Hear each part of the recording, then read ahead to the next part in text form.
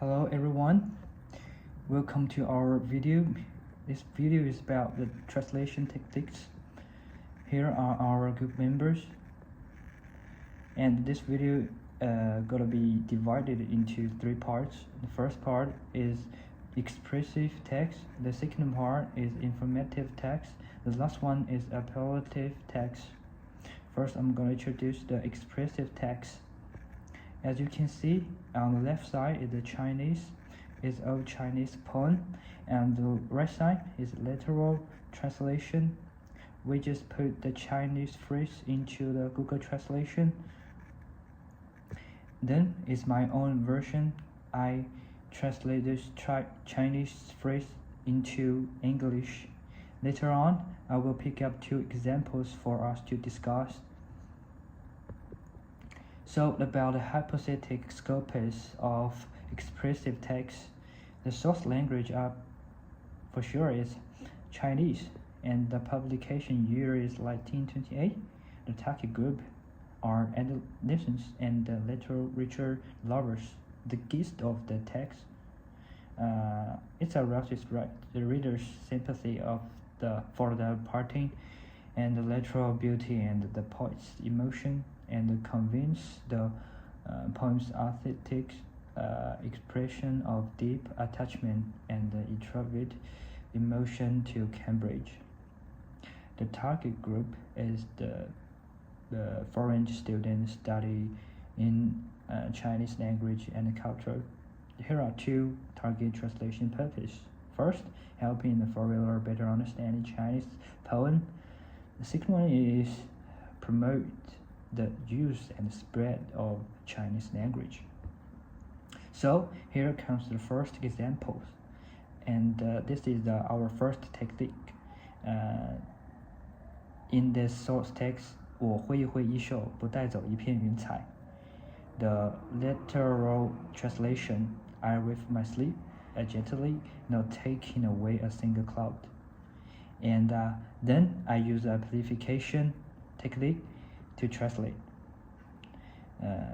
So the translation is, I lift my sleeve in the silent farewell, not taking anything with me, not even a single drift of cloud, as if living without disturbing the peace of this dreamscape.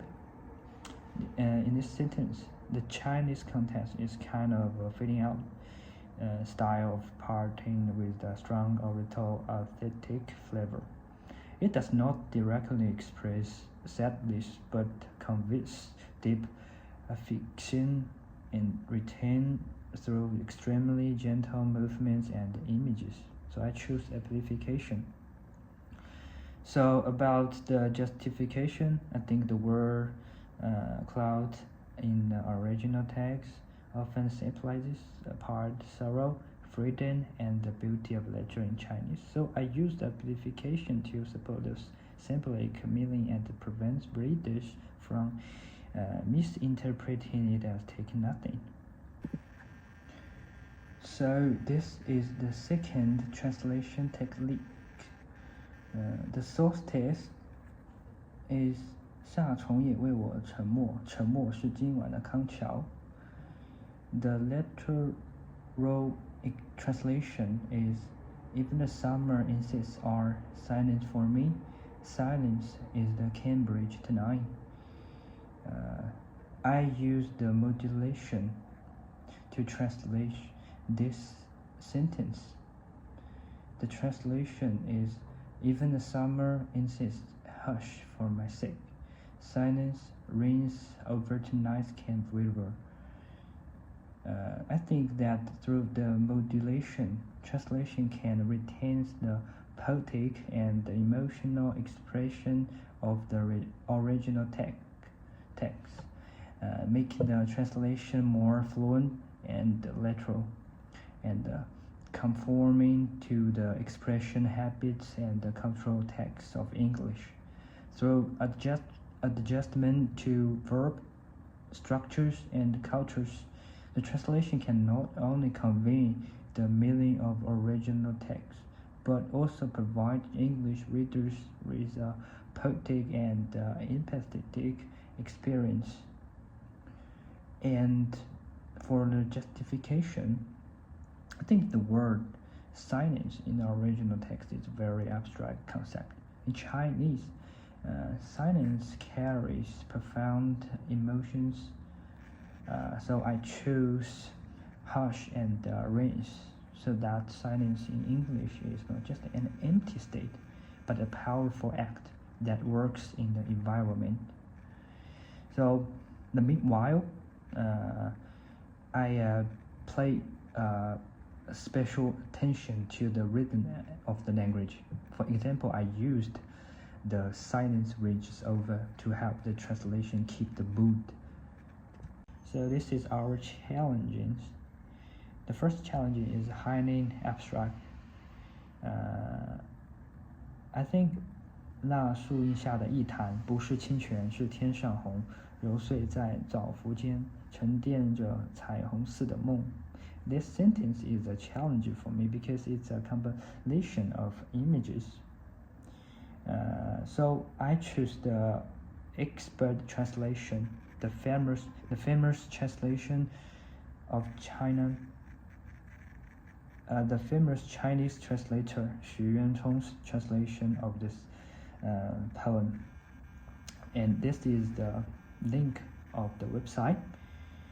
Because I think the two phrases 揉碎在藻茯间 and 沉淀着彩虹似的梦 are both highly abstract, which makes them very difficult for me to translate directly. Personally, I found it necessary to apply amplification to convey their deeper meanings, but in doing so, I struggle to preserve its vivid visual imagery of the original.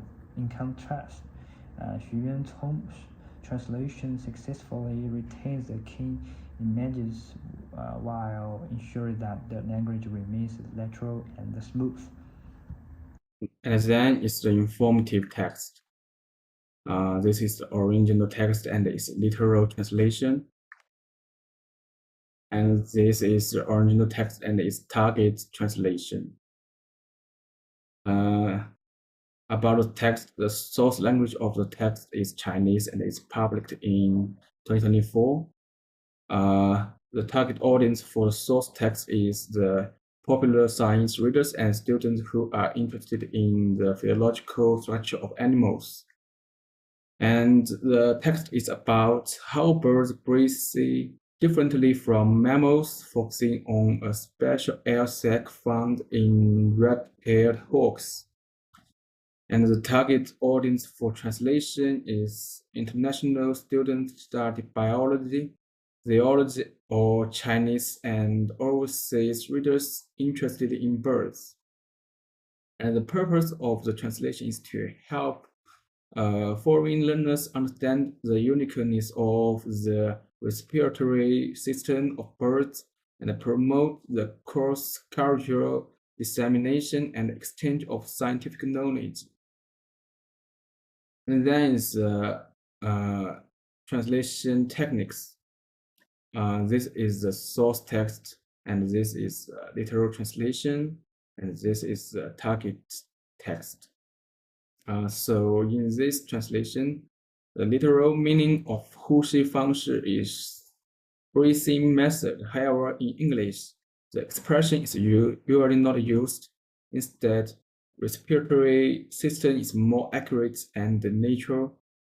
Fixed is an adjective structure, but in English, a more natural way to express the same meaning is to use the verb and adjective structure remaining stationary, which conforms to the scientific or formal style of English.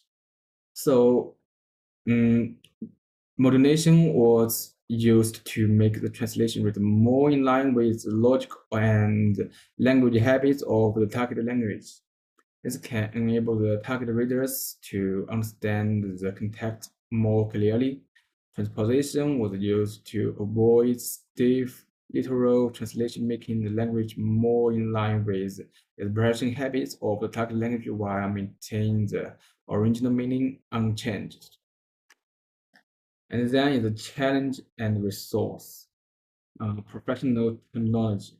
This text is an informative text which is chosen from a scientific website, so there are much professional technology. The technological resources I used is Glosby and Youdao. These translation tools have provided me with very valuable help. Glosby is a bilingual corpus that provides a large number of example sentences, allowing me to see the usage of terms in different contexts. For example, when translating diverticulum, I found the two words approach and diverticulum. By comparison, I found that diverticulum is more in line with the context of medicine or biological anatomy and is a formal and professional usage.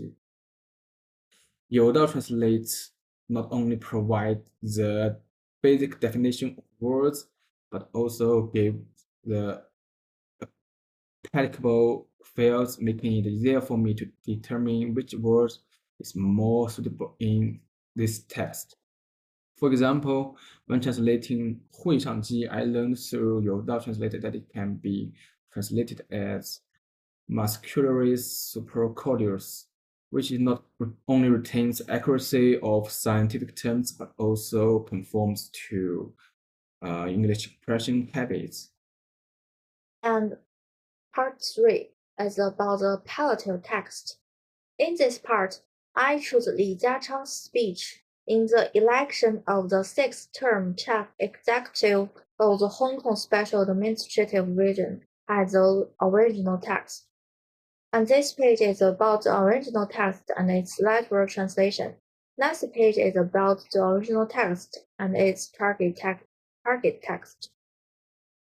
So, the target group for source text includes Hong Kong citizens, Chinese government officials, political stakeholders, and international observers. The target group for translation includes English-speaking international stakeholders, such as foreign governments, investors, and media, bilingual Hong Kong citizens, and expatriates. There are two purposes. The first is about to convey the speaker's political stance and policy goals, and next is about to present Hong Kong as stable, competitive, and aligned with China's national strategies. During the translation process, I choose to introduce two translation techniques. The first is omission. In the translation process, the target text omits the direct corresponding translations of the words continue and constantly. These two words emphasize the continuous performance of certain actions. However, in the text, the user must convey a sense of necessity and continuity. The coordinated use of verbs such as must maintain, expand, and establish already implies the meaning of continuously doing these things. So we can note that government affairs texts place more emphasis on clearly conveying the core information and generally avoid useless verbs. Omitting these two words enable English readers to understand the text content more efficiently, and at the same time, the core meaning of the source text is not lost. And then next, the second translation technique is boring. In this speech, there are so many words such as political terms, and because there's no exact equivalent, terms like one country, two systems, 14th five-year plan, and Guangdong, Hong Kong, Macau, Greater Bay Area are directly carried over from China into English. These terms are unique political and administrative concepts specific to China's governance and development strategy. Translating them literally or paraphrasing could dilute their meaning or lead to misinterpretation. By blurring the original expressions, target text can maintain the official terminology, ensures clarity for an international audience familiar with the concepts, and be more formal. And I also meet some challenges during the translation process. One of them is the political terms, such as these three words, are unique to Chinese political and economic context. Translating them currently while maintaining their specific meanings was difficult, so I tried to find some help from the official websites such as a standardized terminology database for the translation of Chinese characterized discourse into foreign languages. This website is authoritative and often provides the most current and standardized translations for political terms. They are specifically curated for political and official documents, ensuring that the translations are in line with the official usage. And next is about the last part of conclusion and comparison. For expressive text, compared with other two types texts, it pay more emphasis on emotional transmission, language rhythm, and aesthetic effects, requiring translators not only to be faithful to the content, but also to convey the artistic conception and emotional color of the original text. And for information text, we should pay more attention to the currency and the logic of the content, especially the extremely high requirements for the precise transmission of professional terms. And for a palliative text, the aim of this text is to influence the thoughts and actions of readers, and we should pay more attention to convey political stances and policy goals. So translation techniques such as omission and borrowing can make readers or audiences understand the meaning more directly and avoid confusion. And that's all. Thank you for your guidance.